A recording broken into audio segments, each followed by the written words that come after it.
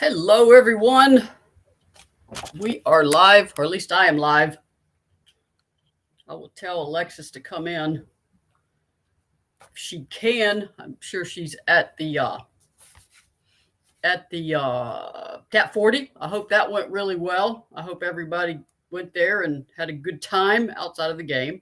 But it is one game, and fortunately, their attention will turn back to the SEC. Let me send a link to Alexis so she has it directly in a link that I send her. Here it goes off to Alexis, and there it went.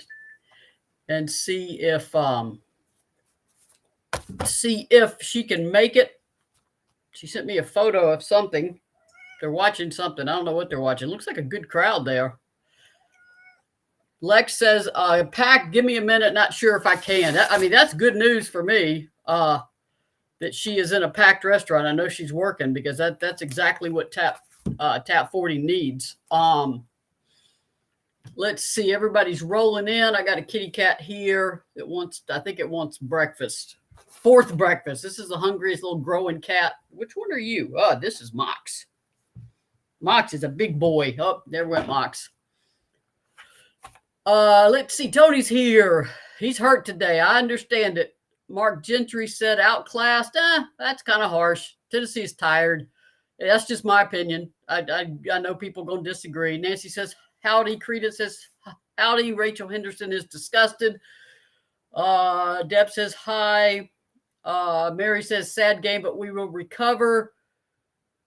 Jessica said, Lex probably doesn't want to talk about the game either. Always go Lady Vol. This was a tough one. It was. Did I expect Tennessee to have a better showing than that? Absolutely. I really did. The box score outside of Jordan Horston and a little bit of help from Ray Burrell, Tamari Key is pretty tough to read. And not indicative of how this team can play. I mean, Alexis Dye had 1 point. Jordan Walker didn't score. Tess Darby didn't score. Those are players that Tennessee's got. All three of those, Tennessee has to get something on the offensive scoreboard from them. I'm not saying they got to score 15, 20 points, but something.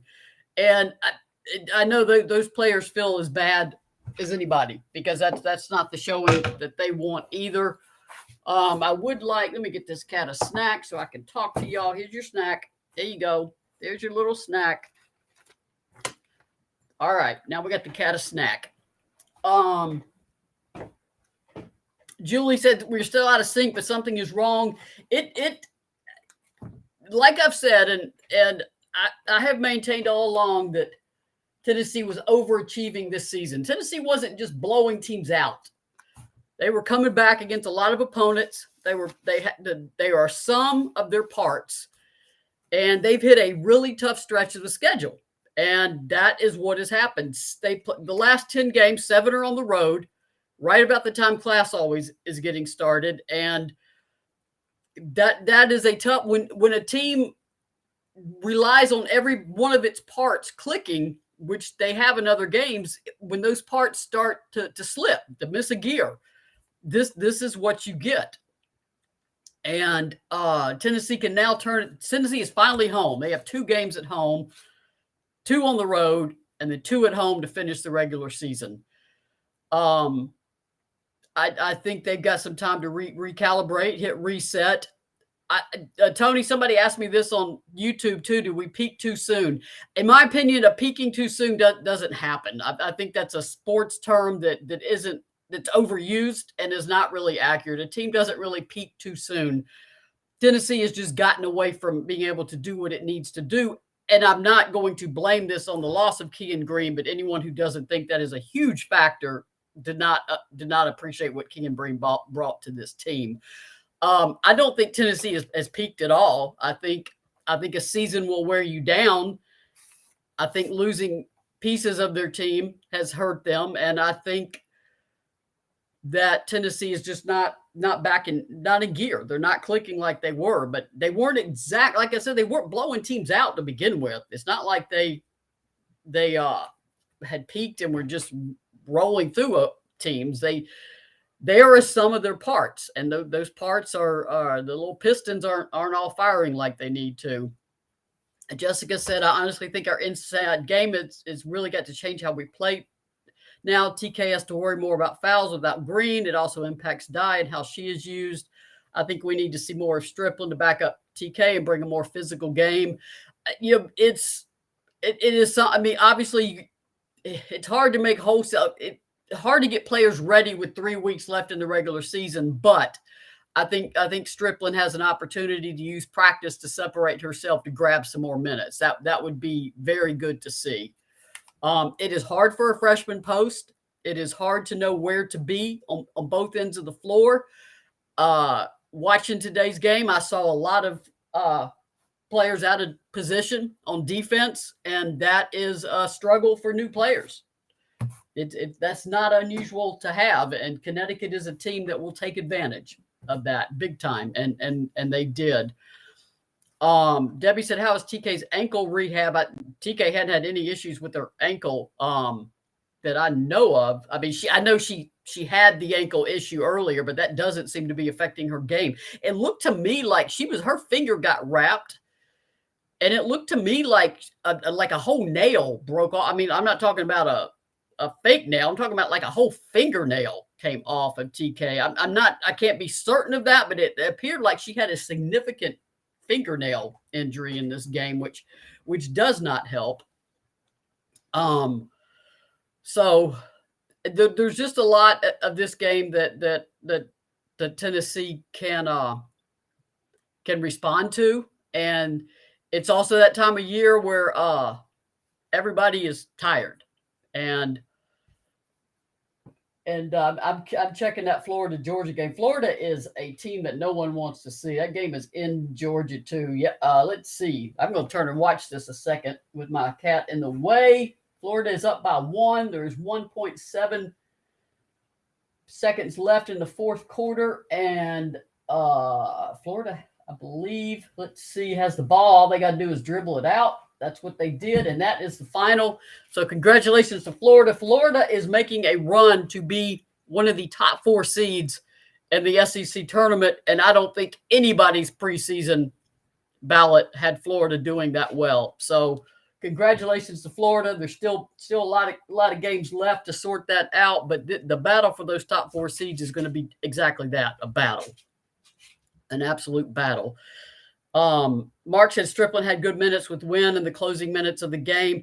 She did, and you need to probably find some minutes for them with, if you can, with starters on the floor. At the end of the game, both teams have I mean, UConn had 3 starters in, but that's because they don't have much. They didn't have much, a lot of bench players available, but they also put 2 backups in. So it's I would like to see Strickland and Kaya get some more minutes. I also know how head coach is. Those minutes are going to get earned in practice. That's where you try out for game minutes. So I'm not saying that's where players earn game minutes. Every player, whether you're a starter or off the bench. So that's where you separate yourself. Alexis is somewhere doing something. Oh, we lost her. She walked away. Maybe she'll be back in a second. Like I said, I thought this game was a toss-up. I had expected Tennessee to play a closer game, but looking at that box score, you can't have those kind of 0 point. I mean, 1 point for Alexis. That is tough. Horton had 26. Ray Burrell had 11. I mean, just those are tough numbers to come back from on the road. Rebounds ended up being evened out at 38. Tennessee was trailing in those at half. Tennessee also, 15 to 14 turnovers. Some of those turnovers were highly questionable to say the least, especially the charge call on Ray in the first half. May have been one of the worst calls I have seen this season. She went up, she gets hit. That's either a defensive foul or a no call. That's literally one of the worst calls I've seen in women's college basketball this season was that charge on Ray. Either call a defensive foul or no call it. It's a missed shot and go down to the other end. But Alexis, are you with us now?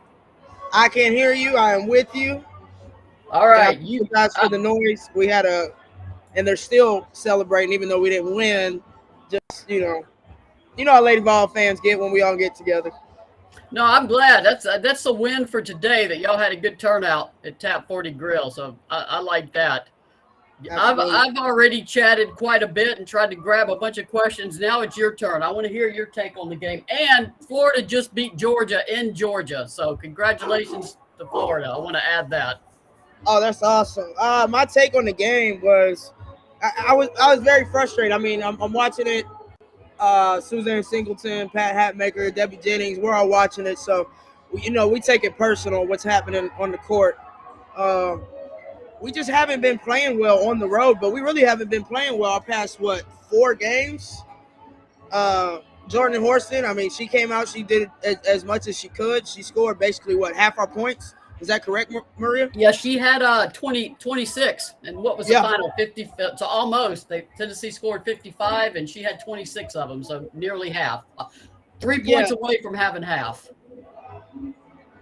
So she stepped up. She came to perform. Ray's been struggling since she's been back. And I think a little bit of that is just trying to come in and instantly be the player that you were pre-injury. And that's just not how that works.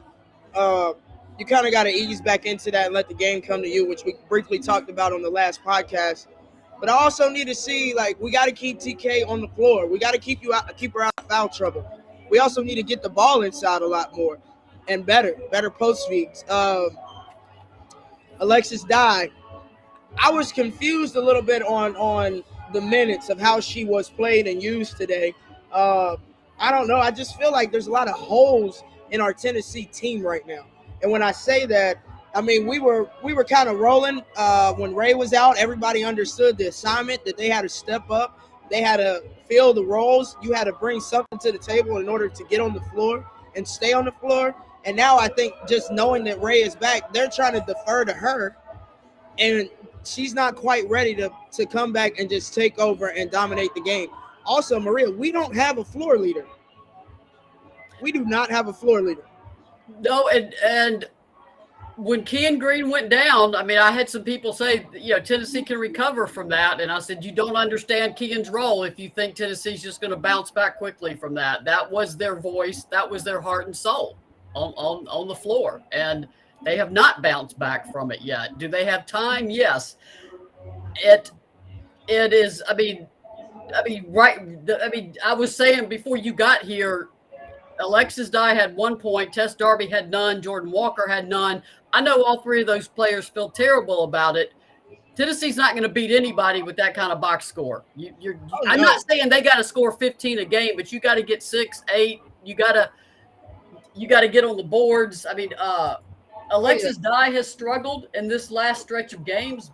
She had one point and 1 rebound.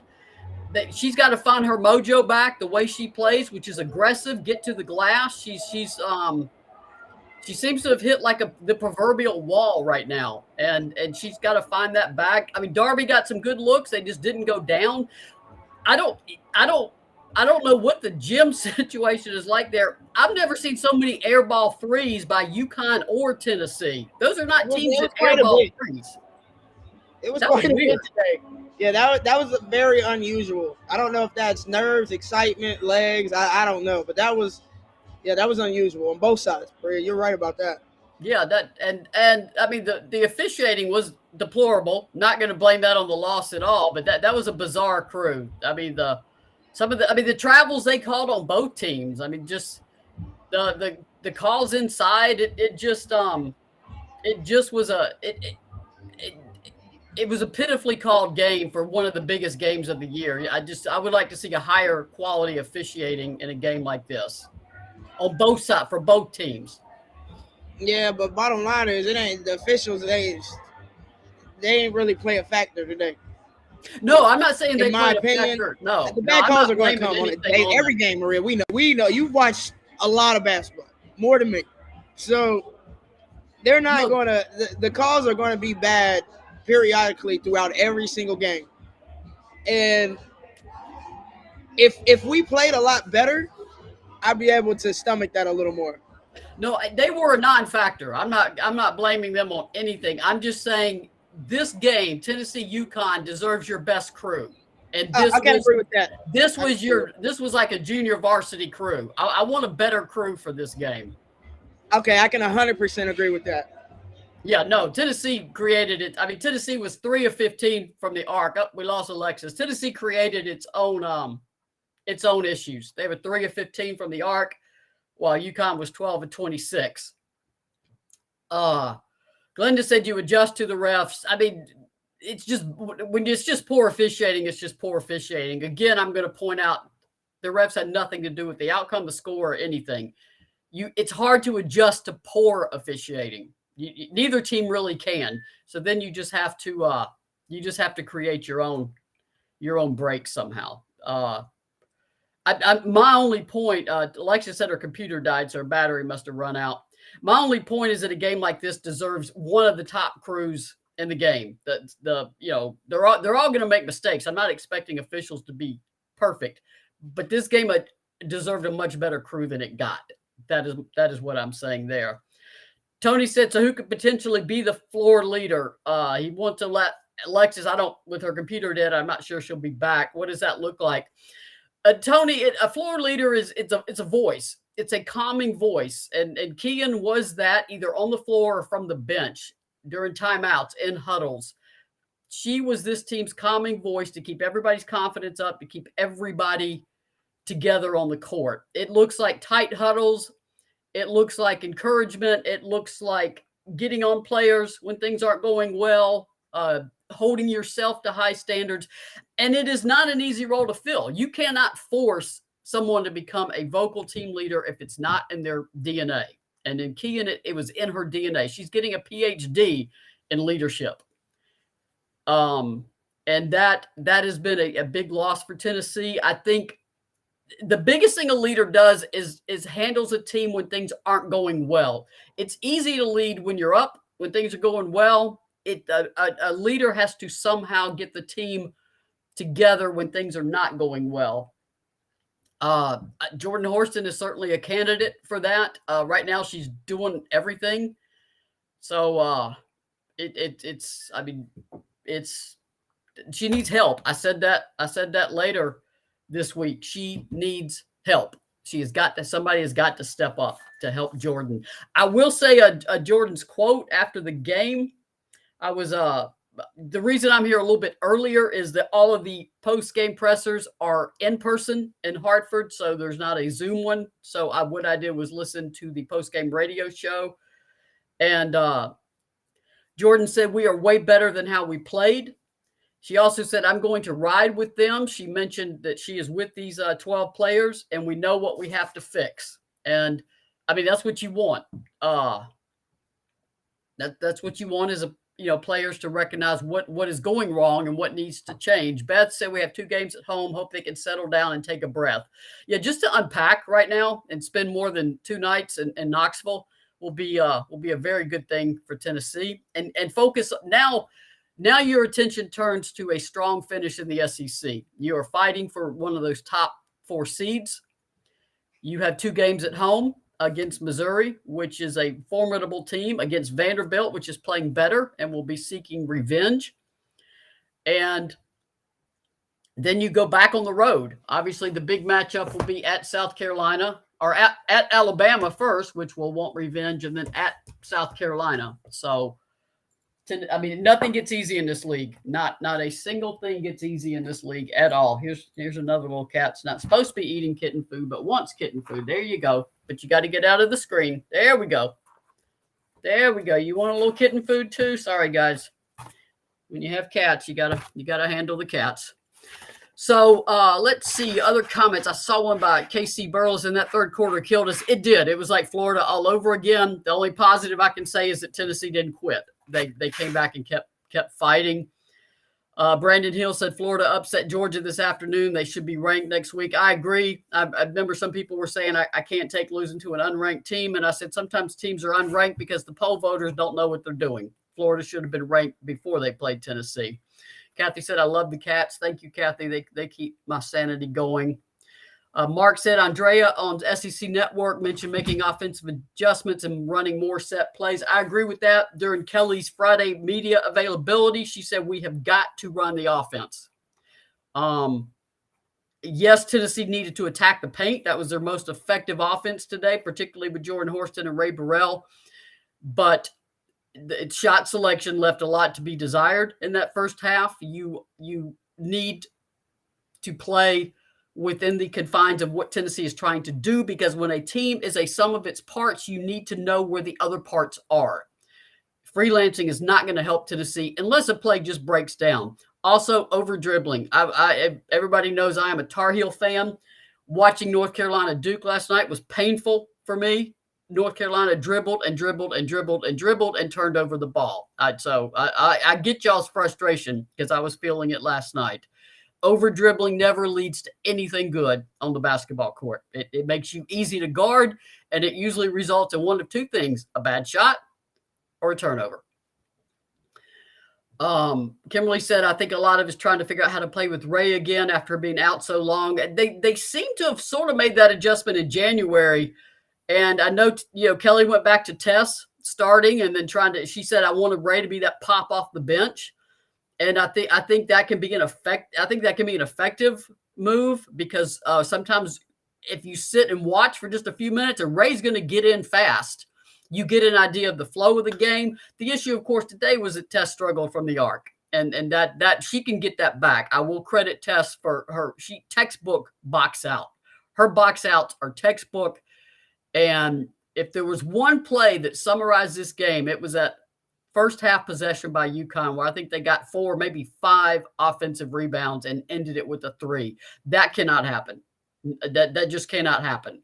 That puts you on defense for a long time, and that gives the other team so much momentum. That is what Tennessee does to opponents. UConn did to Tennessee what Tennessee typically does to its opponents. So, but am I down on this team? Absolutely not. Do I think they can still reach all of their goals? Absolutely. I think they can. And I think they've got time. I'm very glad they're getting home. I mean, right now they can practice. I mean, and as fundamental as that sounds, that's a big deal. They didn't even get to practice for UConn. They did not have a full practice for UConn. All they did was a scouting report and, your walkthrough and your basic preparation on Saturday. You can't have a full practice the day before a noon game and get up and down the floor. I would like to make a plea right now to the SEC. Will you please quit scheduling Tennessee on a Monday game the same week they play UConn? And will you not send them halfway across the SEC for a road game the day before?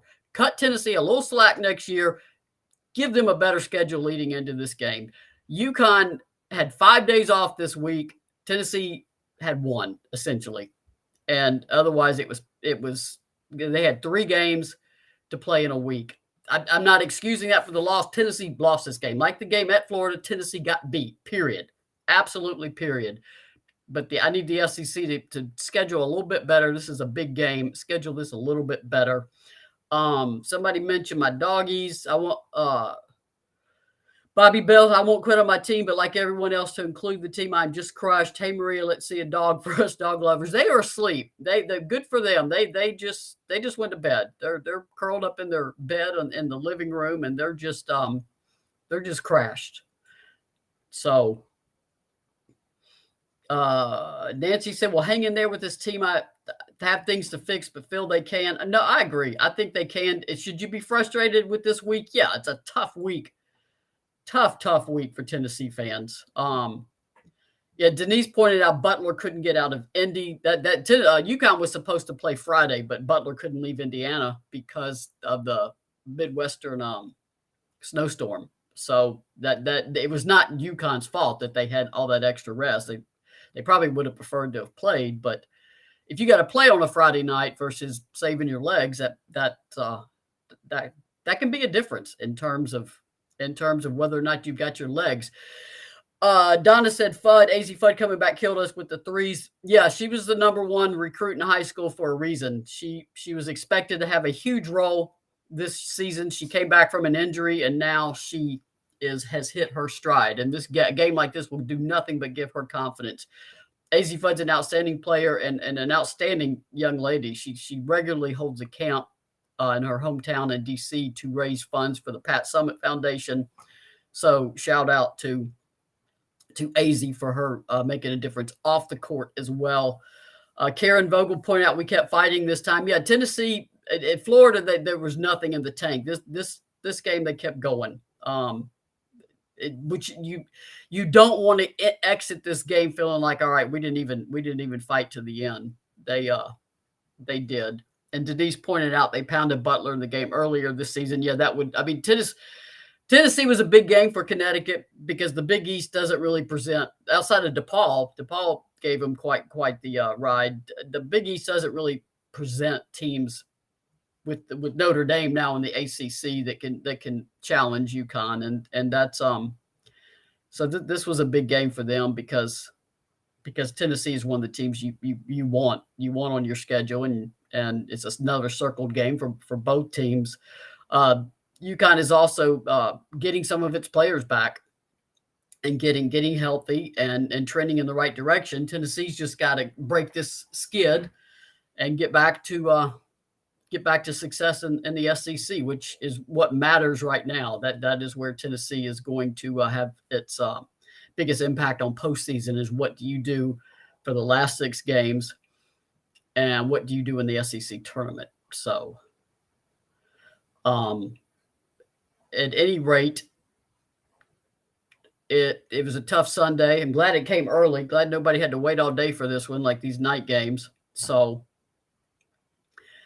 I am certainly glad that Tennessee will get home, will sleep in their own beds, will unpack, and will have a chance to get back into their groove, which I fully believe they can. I know y'all believe in them too. And I don't at all fault you for your frustration. It was a frustrating week, and you should be disappointed. The team is too. And it's time to just regroup, get ready, because Missouri will be here Thursday, and that now you're back to the part of the schedule that really matters, your conference games, and then Vandy will be here on Sunday. That is also the Pink game, the breast cancer awareness game, raising funds for the Kay Yow Foundation, the Play for K. So I know Tennessee would really benefit from a good home crowd. Finally got a Sunday afternoon game, so. I know a lot of y'all are far away, but those who aren't, see if you can get here, get behind the team, and help them out. The Mizzou game is 6:30, I believe. That's an relatively early evening game in Knoxville. So y'all have a good rest of your Sunday. Enjoy the SEC, Alabama, and Vanderbilt going now. So enjoy the rest of the SEC games, and I will talk to all of you. Donna Harrison pointed out the Vandy games at noon. Yeah, it's another time to get up, get ready, and be ready to go. So be there early.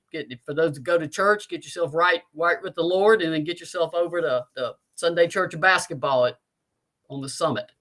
So y'all have a good rest of your Sunday. I'm also glad it's a noon tip because I want to watch the Super Bowl. I love the Super Bowl, the commercials too, and I got to say, I'm riding with Cincinnati. I like Joe Burrow. I'm not really a Cincinnati fan. I mean, I have no reason. I'm not an anti-fan. I've just never been really a Bengals fan, but I really like Joe Burrow. So definitely want to see the Bengals play Sunday. Thanks, you guys, for coming. Thanks for your questions. Thanks for humoring me. Thanks for your opinions. And I will see you Thursday after the Missouri game. Hopefully y'all are in a good mood and everybody's happy.